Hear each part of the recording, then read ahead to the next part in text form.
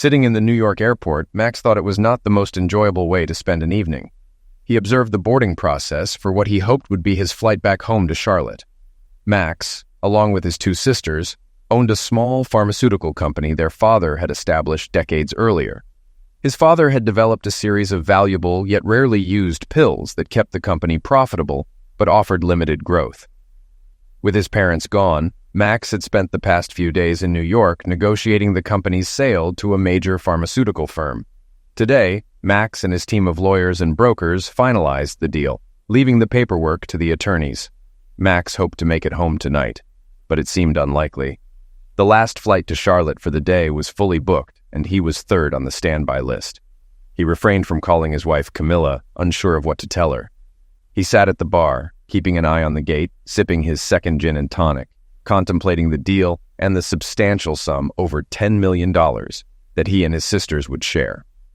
This windfall, along with a well-compensated transition period with Big Pharma, promised a new lifestyle for him and Camilla. Their twin daughters were already away at college, juniors at Duke, where tuition costs were draining his finances. But all that would change once the pharmaceutical deal was finalized. Meanwhile, the boarding process concluded, and gate agents began ushering the last passengers onto the plane. Then, a stroke of luck. The status on the boarding sign changed, and Max noticed his name move up the standby list. He threw some cash on the bar, gave a thumbs up to the bartender, grabbed his briefcase and duffel bag, and dashed for the exit. At the gate, an agent handed him his boarding pass and quickly explained, "A group of 4 who checked in remotely didn't show up, so you and 2 others are getting their seats." Max hurried down the jet bridge with his newfound companions, and upon reaching his seat realized it was in first class. A good omen, he thought. I made the flight, I'm heading home a day early in first class. Maybe this means the pharmaceutical deal will indeed go through. As the boarding door closed and the plane taxied, he felt he deserved another drink. He had another gin and tonic and then dozed off, dreaming of a future where he and Camilla could always fly first class. The jolt of landing woke him. Eventually, he reached the taxi stand for the ride home.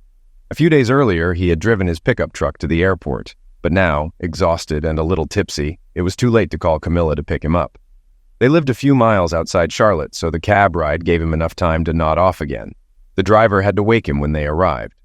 Max paid the fare generously, got out of the taxi a bit groggily, and as he turned toward the house, what he saw stopped him in his tracks and fully woke him up. A gold Mercedes parked in front of his side of the garage. It looked like a very stylish Mercedes, but then again, all Mercedes seemed stylish to him. The house had fallen into darkness. It was well past midnight, and Max stood motionless for several minutes. He had spoken to Camilla from his lawyer's office around noon, and she hadn't mentioned anything about unexpected visitors so late. Trying to push away unthinkable thoughts, he envisioned a happy scenario where he could soon curl up with a warm, sleepy Camilla. But his mind wouldn't cooperate. Slowly, he made his way through the passage between the garage and the house, unlocked the door, and entered the silent home. With deliberate steps, he moved through the kitchen and up the stairs to their bedroom, where the door stood ajar, seemingly unprepared for guests. Max stepped inside. Then it closed. There was no other way to describe it. His mind went blank. His breathing halted. Even his heart seemed to stop beating. He witnessed what he could only imagine as unthinkable. Camilla lay undressed, sprawled on her side of the bed, one arm wrapped around another man who slept beside her, a faint smile on his lips. Max stood there for what felt like an eternity. Eventually, his mind started to function again. He glanced at Camilla's hand resting on the man, and they both snored softly. This shattered Max's heart. Until tonight, he had found solace in listening to Camilla snore, a comforting sound that meant she felt secure in the peaceful sleep they shared. He often fell asleep to that gentle purr, but now that was all gone. He would never hear that snore again, never share a bed with her. Despite his broken heart, Max began to think rationally. He noticed the man's neatly folded clothes on a chair where Max had sat countless times. Anger simmered inside him. He pulled on his pants, retrieved his wallet and car keys, and paused to consider his next move. Thoughts of grabbing a tennis racket from the bedroom closet and confronting the man crossed his mind. He even contemplated confronting Camilla. Both impulses promised immediate satisfaction but threatened severe consequences. Another idea took shape in his mind. He pulled out his cell phone and started taking incriminating photos. As the plan developed, Max finished documenting the scene and gathered the man's clothes and shoes. The man was much larger than Max, taller and heavier. A tennis racket wouldn't be wise, even in the short term. With the clothes in hand, Max stole one last glance at his wife, his once beloved partner and mother of their daughters, and steeled himself against the love that had sustained him for over 2 decades. He left the bedroom, dry-eyed, and descended the stairs to the outside. The car's key fob beeped, and the doors of the Mercedes opened. Max stowed his briefcase and duffel bag inside before settling into the driver's seat. He had never been one for fancy cars, but as he maneuvered the Mercedes, he found himself appreciating it. After driving a mile, Max pulled over and examined the man's wallet. It contained the usual items: cash, business cards identifying him as Franklin Thompson, a senior sales manager at a local Mercedes dealership, and a driver's license with a Charlotte address. If the man had a family, Max realized he could cause significant trouble for him, and perhaps for Camilla too. But for now, exhausted, Max decided to head to the nearest motel to get some rest. Camilla Trondor was a highly cautious person. Aware of her husband Max's greater intelligence, she managed to sustain an affair with Franklin Thompson for nearly 5 months without Max suspecting a thing. Max is still in New York, she thought the next morning while lying in bed with Franklin. He satisfied her physically, though not quite as well as Max, she reflected. Too much like a car salesman, she mused, deciding it was time to end the affair. Franklin's growing possessiveness, including his desire to spend the night, had crossed a line. Despite Max's likely ignorance of the situation, having another man in their marital bed felt too disrespectful. She planned to call Franklin later that day and firmly but kindly end things, then headed for the shower. As she dressed back in the bedroom, Franklin emerged from the shower wrapped in a towel. He paused, then asked, "Camilla, where did my clothes go?" "What? I didn't move anything," she replied. "Where are you going tonight? I left them folded on this chair. They're gone. Did you take them to the guest room?" She began, but he hurried down the hall and returned empty-handed. "No, they're not there. They're nowhere." Camilla impatiently suggested, "Maybe you left them downstairs last night after we came in." "No, I'm sure I didn't, but I'll go check," Franklin said, leaving the room and quickly returning. Camilla, my car's gone too. Someone was here, took my clothes, and stole my car. Damn it, what's happening?" "What?" Camilla struggled to grasp the situation.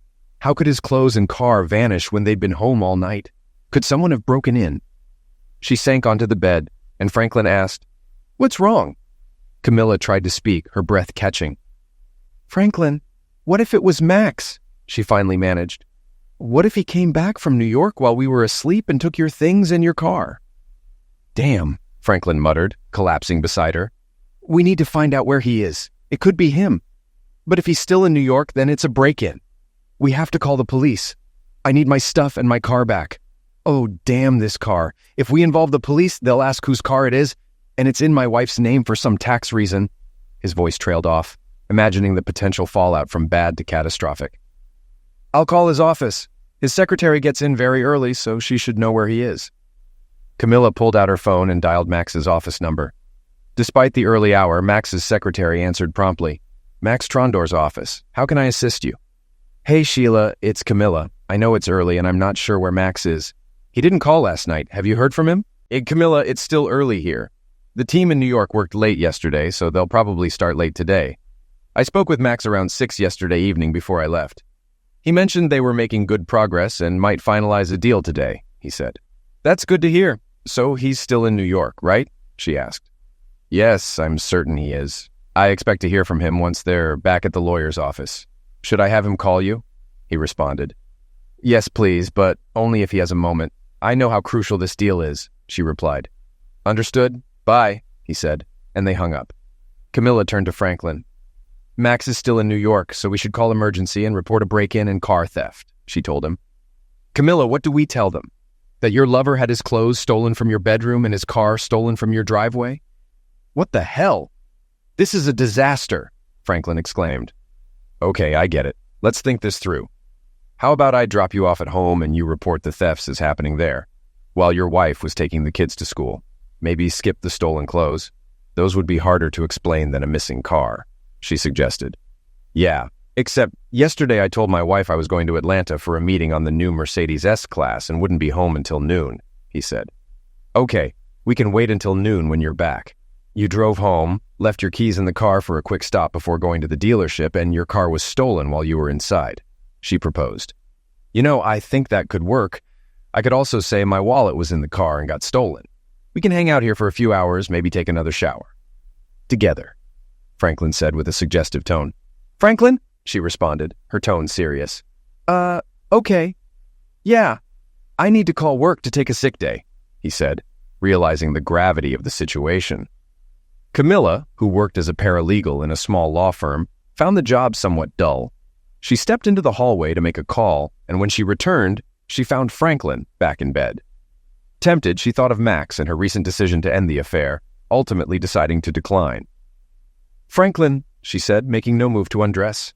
I think it's time to end this. We've had our fun, but last night it could have been Max. We're fortunate it was just a burglar. Let's find some clothes and maybe grab breakfast somewhere. Franklin looked at her, briefly considered arguing, but ultimately realized she was right. They had been lucky, but shouldn't push their luck. Yes, he agreed inwardly, recalling with a slight smile another attractive middle-aged mother who often visited the car dealership. Okay, I agree, it's been good. So how about some clothes, he said. It proved more challenging than expected. Franklin was 50 pounds heavier and 4 inches taller than Max. Eventually, Camilla managed to find a pair of worn-out sweatpants that fit Franklin somewhat, fashioning makeshift adjustments with strings to hold them up. She also unearthed a faded sweatshirt, now tinged pink from a sloppy wash, which she further modified with trimmed sleeves and widened armholes. Despite wanting to make a remark about the outfit resembling clown attire, she only smiled faintly at Franklin's expression. They decided to pass the time watching TV until it was time to head to Franklin's house. Earlier that morning, around the time Franklin discovered his missing clothes and car, Max arrived at the address listed on Franklin's driver's license. It was a pleasant house with a small bicycle leaning against the garage wall. Max sat in his car, contemplating, wondering, still devoid of tears. His night at the motel had passed swiftly, and he hadn't gone for a run until dawn. Surprisingly, he didn't feel worse. Perhaps he was still in shock. He approached the front door, holding Franklin's wallet with the driver's license visible. He rang the bell, and a young woman in her 20s, attractive yet somewhat disheveled, answered. Max wore a suit purchased the previous day in New York, a now rumpled white shirt and no tie. Despite not looking his best, he hoped not to appear threatening. He held up Franklin's driver's license for her to see and gestured towards the gold Mercedes. Before he could speak, the woman slammed the door shut, then reopened it moments later with her cell phone in hand. I have emergency ready to dial. Tell me my husband is okay. Ma'am, I have a photo on my phone of your husband and my wife in bed last night, both undressed and fast asleep. Honestly, I don't think there's anything wrong with your husband or mine. If you want to call emergency, go ahead. I'll wait in the car. They stared at each other until her expression softened and she opened the door, beginning to say something when a voice from the kitchen interrupted with, Mommy, wait here. I'll be right back, she said, turning towards what Max presumed was the kitchen. He heard voices, hers and at least one child's, before she returned with a cup of coffee for him. I hope you take it black. I need to get the kids ready for school and drop them off. Honestly, I trust you more than my husband right now. You can wait here until I get back and then we can talk. Sure, okay, Max replied. Seems we're both in a similar situation. He settled into the living room and soon the woman reappeared with 2 children, introducing him as Dad's friend before leaving with them. Max sat quietly, sipping on the mediocre coffee, contemplating calling his office, but ultimately remaining seated. When she returned, she hurried upstairs briefly and returned looking more composed, her hair brushed and lips lightly tinted. She extended her hand to Max. Sorry for the chaos earlier. I'm Molly Thompson, currently married to Franklin Thompson, who happens to be involved with your wife. Max couldn't help but chuckle at her phrasing, a brief moment of relief. You've summed up the situation perfectly. I'm Max Trondor, and my wife's name is Camilla Trondor. Let me explain what happened last night. As Max recounted the events, Molly began to cry. I'm filing for divorce from Camilla, and these photos will certainly help with the settlement. I can send them to your phone if you think you might need them. Yes, please keep them, Molly replied, her eyes dull. Max started to reach for his phone, but paused as Molly continued. Hold on. I don't want those images burned into my memory forever. You keep them, and if I ever need them, I'll call you, okay? Of course, Max agreed, adding, I probably won't be staying at my current job or home for much longer. Here's my lawyer's contact information. Feel free to reach out if you need the photos or any assistance with divorce proceedings. Thank you, Molly said. But what should we do now? Are you returning the car, waiting for Franklin to confront him? He's a big guy despite putting on some weight. Supposedly he was in Atlanta for a car meeting overnight and should be back this afternoon. You know, I'm rather fond of this car, and I've never driven a Mercedes before. I think I'll keep it until someone insists otherwise. As for your husband, let's just call him Idiot for now. He may have... Molly chuckled, and Max joined in, both needing the release. Actually, the car is registered in my name, Molly disclosed. For tax reasons. More depreciation, I think. Franklin, or should I say, Idiot, put it in my name since I use it more. She paused thoughtfully before continuing. Since it's my car, I can give you permission to drive it, and if you get stopped, the police can call me to verify. Max appreciated the plan but held back, sensing Molly was still refining it. And one more thing, she added. There have been a lot of burglaries in our neighborhood lately. You have Franklin's keys and clothes. If the spare key we hid in the backyard is missing when he arrives, he might attempt to break in. And if our security system is set to instant alert mode, he'll attract some unwanted police attention. Molly, I think I'm falling for you all over again. You're amazing. Okay, let's stay calm. Franklin can wait until this afternoon when the kids and I get home from school. I'll pick them up and take them to the park for a while. Let's give him more time to get into even more trouble.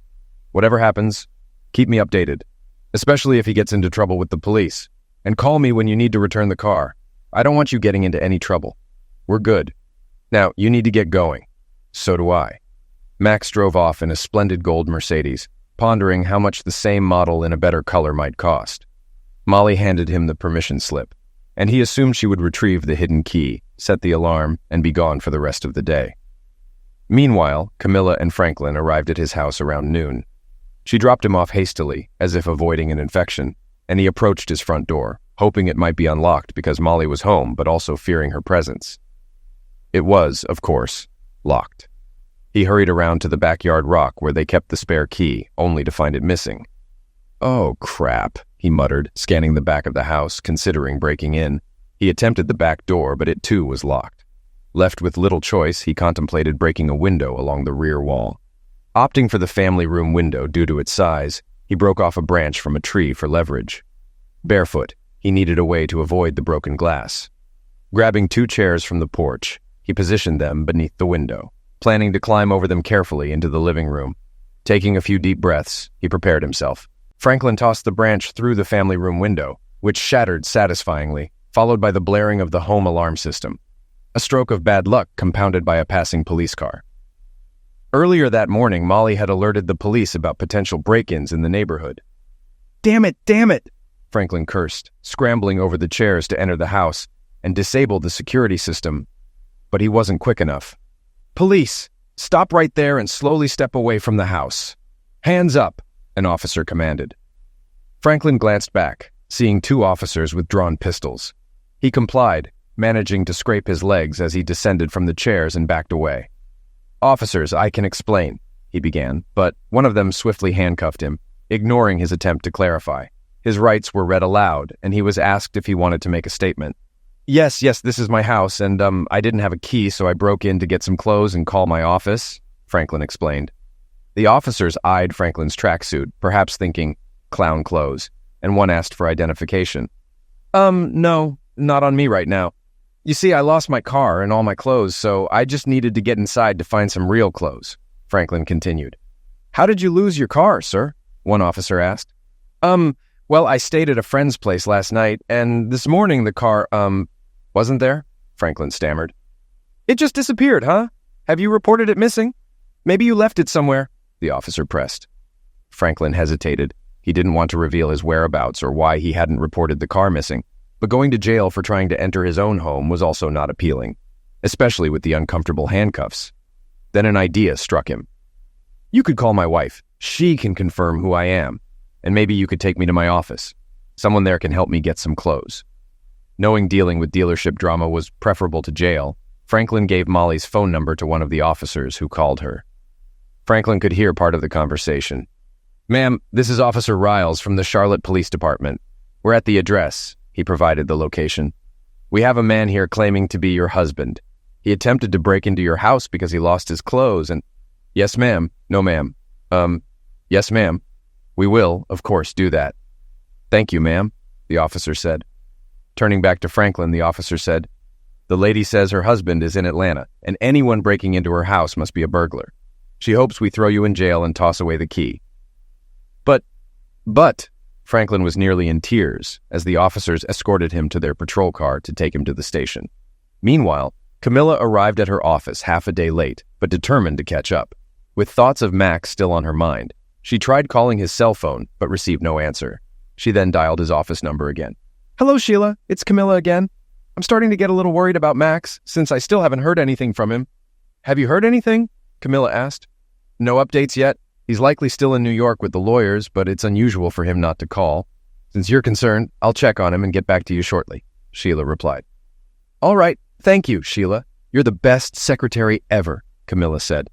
A few minutes later, Camilla received a call back. "Camilla, it's Sheila. I spoke with the secretary at the law office.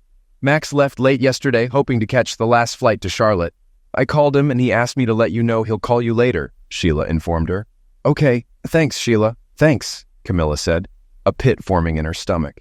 Meanwhile, Max drove a gold Mercedes to a divorce lawyer recommended by Fred Thomas, his longtime business lawyer. Trusting Fred's referral, he hoped for the best. "Mr. Trondor, please have a seat. Miss Reinhardt will be with you shortly," the secretary informed him. Max settled in, finding some comfort in the lawyer's office, neither extravagant nor cheap. Before worry could set in, a middle-aged woman with dyed red hair entered. "Mr. Trondor?" Max nodded as she introduced herself. "I'm Anna Reinhardt. Fred spoke highly of you, so let's discuss your situation in my office," she said.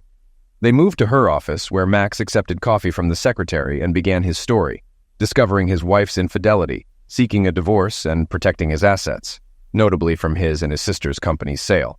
He omitted the Mercedes incident, unsure how Anna would react. "Max, may I call you that?" Anna asked. Max agreed, and she continued. "Here's some relatively good news given your circumstances. Fred mentioned your ownership of the company before marriage, making those shares separate property. Your wife has no claim on them or their proceeds. Keep them separate from any joint accounts. Understand?" "I believe so," Max replied. "What about our home, retirement accounts, and such?" "Well, it's less favorable there," Anna explained. "Given your higher income, expect child support for several years. We might mitigate contributions to retirement by adjusting alimony. It's not ideal, but it avoids future issues, especially splitting retirement funds. Your kids are college-bound, so no child support there. You okay with covering their college expenses?" "Yes, that works," Max confirmed. "What about the house?" "You and your wife need to decide. You can sell it and split the proceeds, or one of you can buy out the other based on its current appraised value," Anna responded. "After what I witnessed last night, I definitely don't want this house anymore. I doubt Camilla can afford to buy my share, so selling it seems like the best option," Max decided.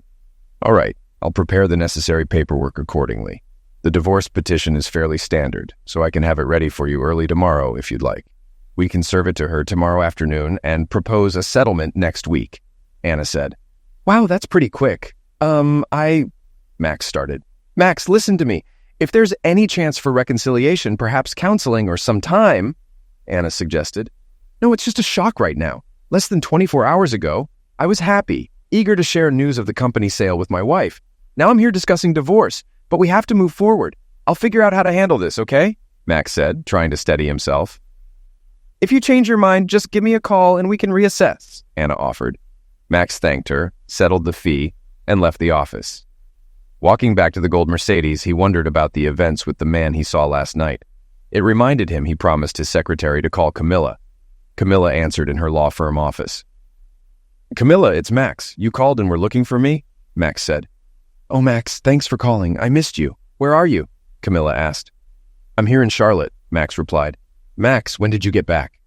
The pit in her stomach twisted. "Last night, Camilla, I got back last night," Max said. The pit grew heavier. Camilla leaned back, struggling to breathe, let alone speak. "Max, I think I should hang up," she said. "No, Camilla, please," Max said. "Can we meet somewhere? I need to see you just for a few minutes." Max hesitated. This woman was his love, the mother of his daughters, the most significant person in his life for over 20 years. "Okay, Camilla, Center Cafe at 6. The pain intensified. Camilla reluctantly agreed. The Center Cafe held sentimental value. They had first met there with friends long ago. Over time, it became their special place. Now she felt anxious. Max had suggested it, and she had to agree. "Max, I'll be there, and please understand. I'm sorry, and I love you," Camilla said, her voice breaking. Max hung up. Camilla sat, tears streaming, the pain deepening.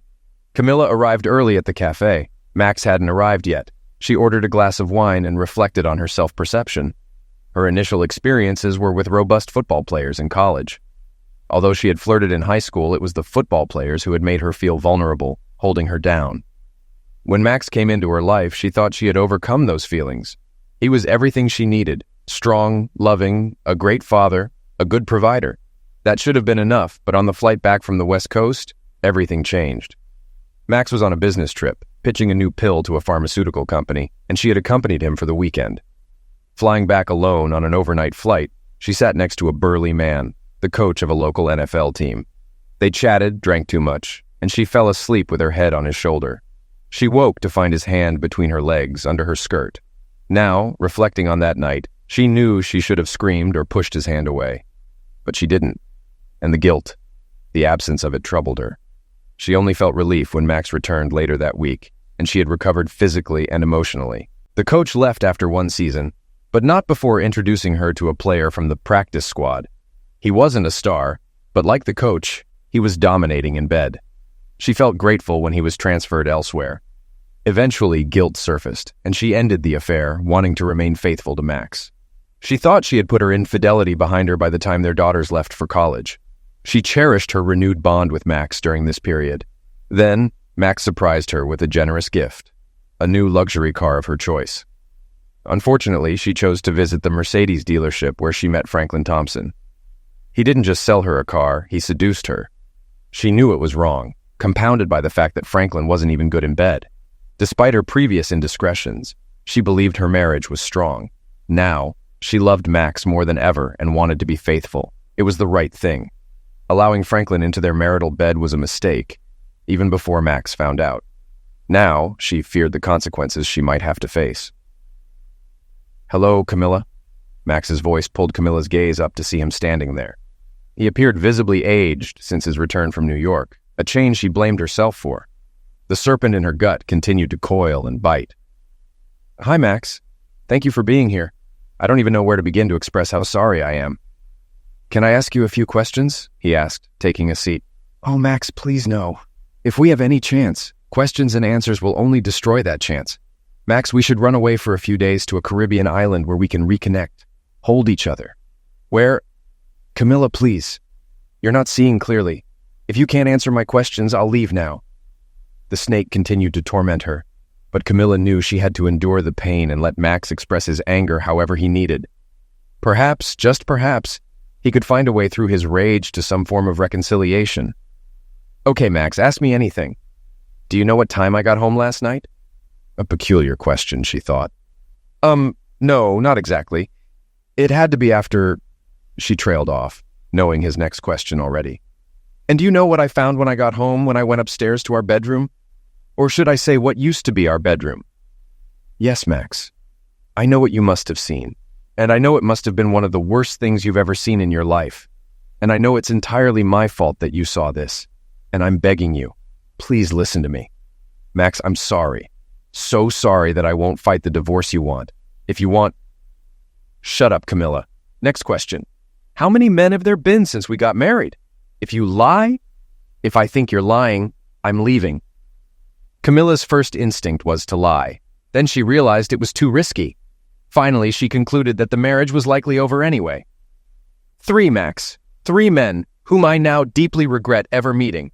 I can see in your eyes that our marriage is over, and I understand. You deserve someone better than me. I'm willing to do almost anything to give us another chance, but I understand if you want nothing to do with me anymore. Call the lawyer, Camilla. Tomorrow you will be served with divorce papers." Max stood up and left. Camilla sat there, initially too stunned to cry. As she processed what Max had just said, the pain in her stomach intensified, and she began to cry. Max walked out of the cafe, reflecting on how he and Camilla had first met there decades ago. He wondered if this would be their last lovemaking conversation. Closeness, he thought bitterly, had become a curse. Hearing her confess to having lovemaking with other men and seeing her with Franklin in their bed, asleep, snoring. For God's sake, how would he ever get over this? Maybe he could handle knowing about 3 faceless men over their 20-odd years together, with some counseling and a lot of groveling on her part. Maybe, but he would never get over that scene in their bed. Their marriage was finished. Sitting in that damn gold Mercedes, he finally cried. As darkness fell, Max blew his nose, wiped his face, and remembered what Molly Thompson had said that morning, which now felt like a year ago. She had told him not to send her the pictures of her husband cheating, believing it would be harder to forgive with visual evidence. Max decided to call her, share this thought, and check on the situation with the Mercedes. "Hello?" Molly answered the call. "Molly, it's Max Trondor from this morning. Just checking in to see how you're doing and what to do with the car." "Max, thanks for calling. I'm managing. You can keep the car for now. Franklin is in so much trouble he won't need it for a while." "Trouble? I hope you didn't shoot him." "No, but he might have preferred that. He got arrested for trying to break into our house and took a swing at one of the cops. He's a big guy, and the cop shot him with a stun weapon. Then something happened while he was in jail. He doesn't want to talk about it, but I think he might have been attacked by another prisoner. I refused to speak to him, so he had to call his brother to post bail. Now his whole family knows what's going on." "Wow, Molly. I can't say I feel sorry for him, but I do feel sorry for you. I wanted to tell you that you made the right decision this morning not to look at the pictures of him cheating. If you have any chance of reconciliation, those photos would make it a lot harder." "Yeah. He came home a couple of hours ago, crying, apologizing, and begging me to let him stay. At least for now. We have 2 little kids, so I'm going to try to work things out. But life won't be easy for him. His own brother, a lawyer, told me to push for a prenuptial agreement and offered to help. Plus, I'll be managing our finances for a while. Franklin will be on a short leash, and I'll be tugging his collar often." "Stay strong, Molly. I wish you all the best. When you need to return the car, just call me." They hung up, and Max sat there, feeling a bit envious of Molly. Maybe Franklin had learned his lesson. Being arrested and charged with assaulting a police officer, combined with his experience in jail, might have frightened him significantly. Max hoped so, for Molly's and their children's sake. Finally, he drove back to the motel where he was staying. He had one more task before trying to sleep, calling his daughters, Jane and Joan. "Hi, Daddy." It seemed like Jane had answered. They were twins, not identical, but close enough. They sounded alike and attended the same expensive college, studying nursing. At least they didn't look exactly alike, similar and clearly sisters, but not obviously twins. Max often admitted to himself that he was glad they weren't identical. They were already skilled at ganging up on him, and it would be even harder if 2 identical young women were persuading him to buy a car, stay out late, or give them money for a spring break trip to Florida. "Daddy, please." But he also admitted, again only to himself, that he enjoyed spoiling them. "Janie?" "Yes?" "You guessed right. Of course, there was a 50 chance. What's up?" "Listen, tomorrow is Saturday, and I'd like to invite you and your sister for breakfast. Well, let's call it brunch, maybe around 11 or so at that bistro on 4th Street we used to go to." That works for me. Hold on a second." He heard some noise, and then she came back. "And Joan is good with it too. Can we—" He quickly interrupted her because at their last brunch, 6 or 7 of their friends had shown up.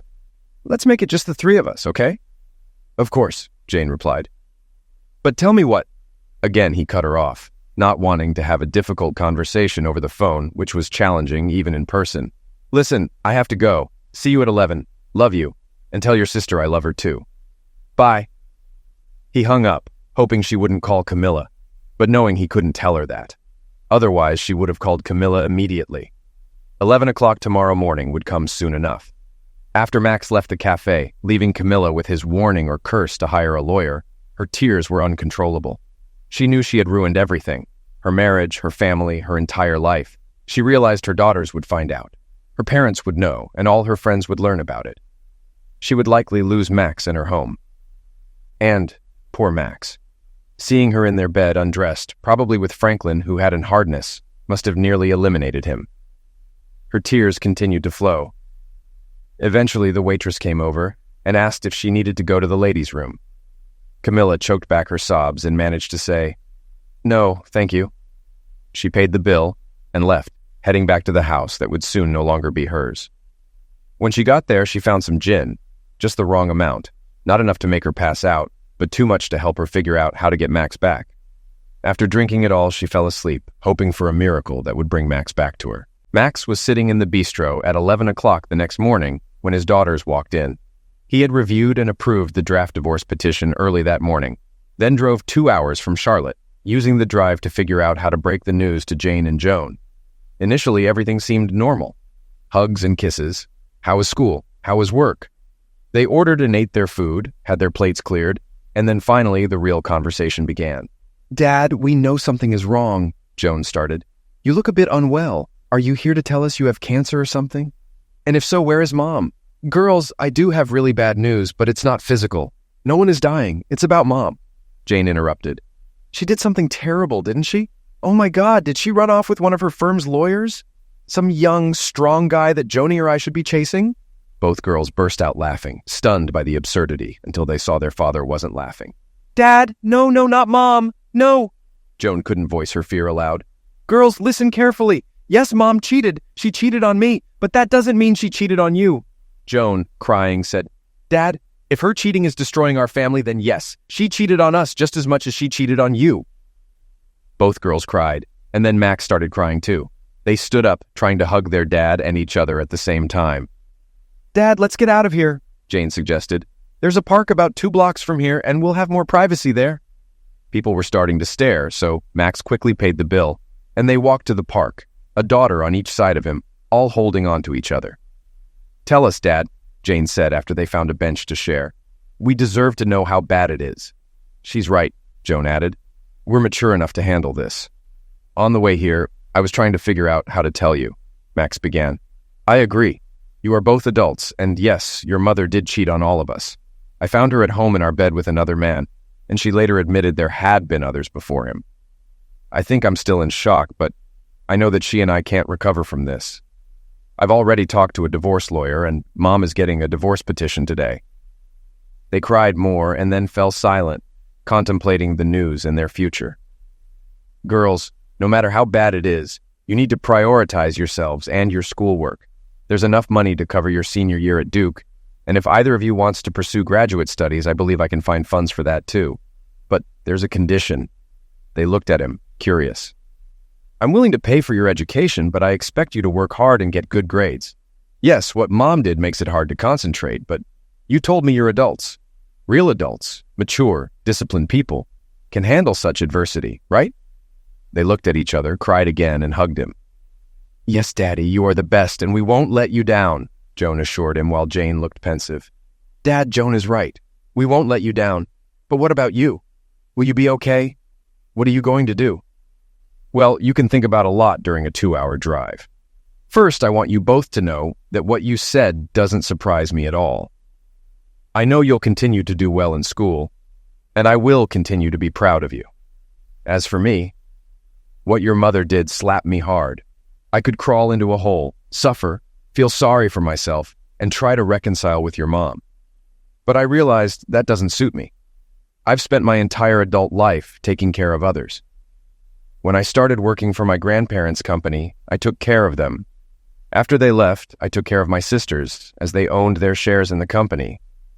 Then I took care of your mother, and I took care of you girls. It might sound like I'm complaining, but I'm not.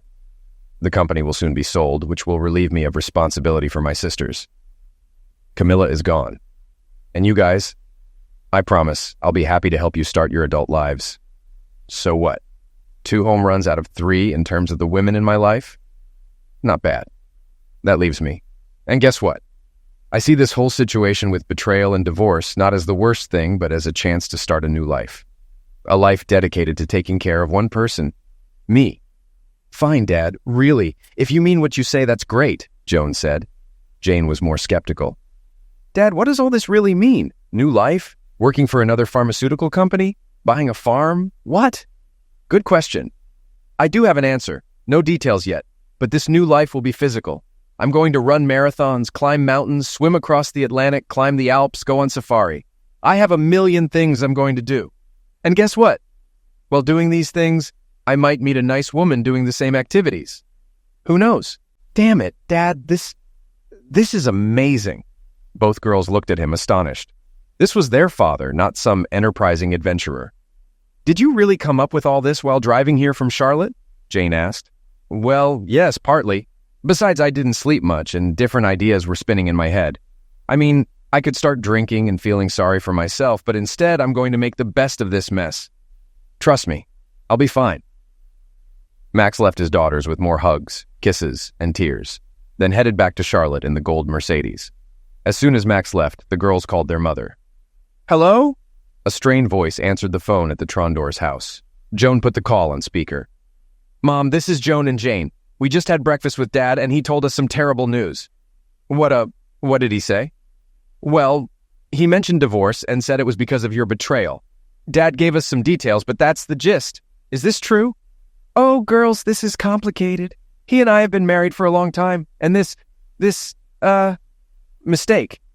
Yes, I made a big mistake. Well, more than one, actually, but I'm sure we can get through it. I just need to give your father some time to—" "Mom," Joan interrupted, "listen. Dad said divorce. He didn't talk about fixing things. He talked about cheating." "Well, yes, technically he's right, but that doesn't mean we can't fix it. I told him I would do anything." "Mom," Jane interrupted, "I think you're delusional. He told us that he had already met with a divorce lawyer. He said there's no turning back for you two. Joan and I don't want to take sides. But you have to face reality." They heard tormented breathing on the other end. Joan and Jane exchanged glances, wondering if they should have gone to Charlotte. Finally, Camilla spoke, her voice barely above a whisper. I know I screwed up and ruined my marriage. I think your father hates me, and he's right. I've done awful things. He told me to hire a lawyer, and he was right about that too. I'm sorry, girls. I know it's terrible for you too." "Mom, don't worry about us," Joan said. "We'll be fine. And I know Dad is doing everything he can. You need to take care of yourself. Hiring a lawyer is a good idea. Jane and I can come to Charlotte if you need us." "Thank you, girls. That's kind of you. I'll be okay. I just need time to come to terms with what I've done." They hung up, still unsure of their next steps. "You know," Joan said, "it's funny, though it's not really funny. We're more worried about Mom, who caused all this mess, than about Dad." They continued talking and eventually decided not to go home, allowing their parents to deal with the situation without their interference. Camilla sat in her home in Charlotte, a bit hungover from the gin she drank the night before and feeling very depressed. After talking to her daughters, she knew she had to get up, get dressed, and leave the house. Do something, she thought. Just as she considered buying more gin, the doorbell rang. Camilla opened the door to find a young woman standing there chewing gum. "Can I help you?" Camilla asked. "Yes, ma'am. Are you Camilla Trondor, Max Trondor's wife?" "Why, yes, that's me. Why do you ask?" "Ma'am, you have been served," the woman said, handing Camilla a folder with documents and taking photographs. What? Camilla asked as the woman walked back to her car. Camilla returned to the kitchen table to look at the mysterious folder. When she saw the title of the first document, she nearly fainted. It was a petition for divorce. She remembered Max's last words to her, "Get a lawyer." As she sat there staring at the familiar kitchen she had once enjoyed with Max, she knew the happy days wouldn't return after what she had done. Camilla was right. She and Max never reconciled after her betrayal.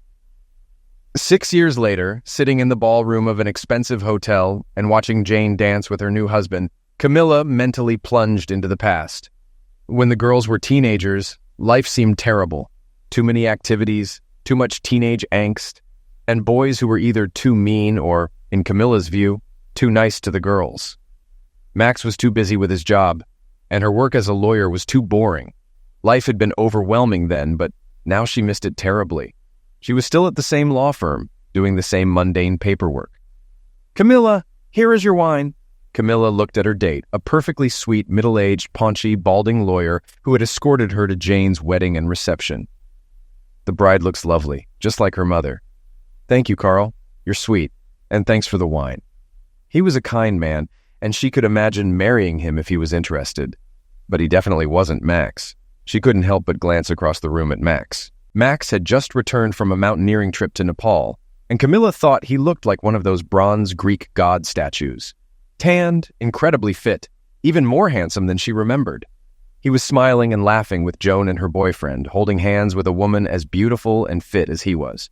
Joan had told her that Max met the woman on another mountaineering trip in South America, and they had been traveling, sailing, and climbing together for several months. Camilla felt sick just thinking about it. "Camilla," Carl tried to get her attention. "Yes, Carl?"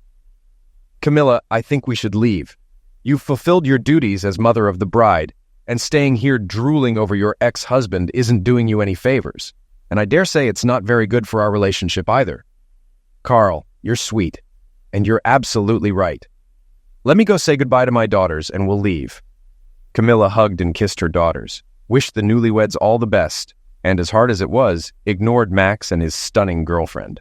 Max noticed Camilla leaving and felt a slight pang of sadness for their old times together. As he watched her, Joan asked him a question. "Sorry, Joni. What were you saying?" "Daddy, remember that strange-looking gold Mercedes you were driving when you, Jane, and I had breakfast that morning when you visited us at Duke? What happened to that car?" "Ah, Joni, that's a whole story I won't bore you with. Let's just say I borrowed that weird gold Mercedes from a friend and ended up giving it back to her. I think she sold it. It was truly an unlucky car." And Max turned to his friend to discuss their next mountain trip.